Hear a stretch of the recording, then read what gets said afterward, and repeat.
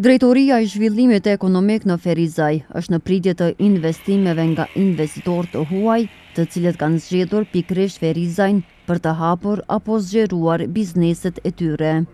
Drejtori i zhvillimit ekonomik Shemsedin Sojeva, duke përmendur investitorët që pritet të zhvillojnë veprimtarinë e tyre në këtë qytet, tha se po mundohen të krijojnë lehtësira për bizneset, pasi që në këtë mënyrë i kontribuojnë uljes së shkallës së papunësisë. Për momentin jem para nënshkrimit të një marrëveshje me Wagon Group, kompani kanadeze, të cilët janë të interesuar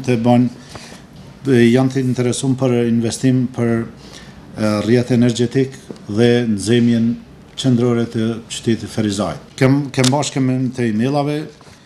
Sot do ju kthej përgjigje kur do të caktojmë një takim të radhës. Sot në mëngjes pata një të interesuar për një investim të ri në Ferizaj. Mirë po për hir të korrekcisë nuk do doja që t'jepja shumë detale lidhur me këto, se veç është fillimi i kësaj, kështu që në ditëve në vijim. E kush është kjo? Është investitori i huaj?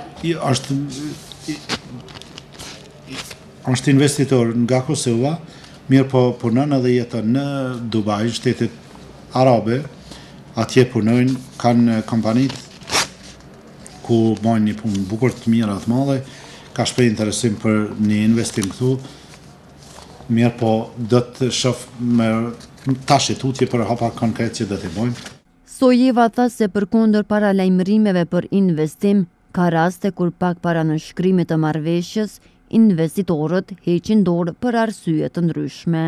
Para 2 muajve kem pas kontakte edhe me një kompani nga Turqia, të cilët kanë shpreh interesim për një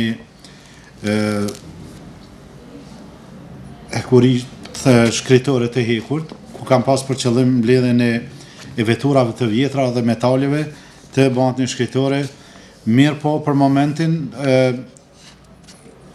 kem ndërprer kontaktet me ta për arsye të përkeqësimit të situatës në Turqi.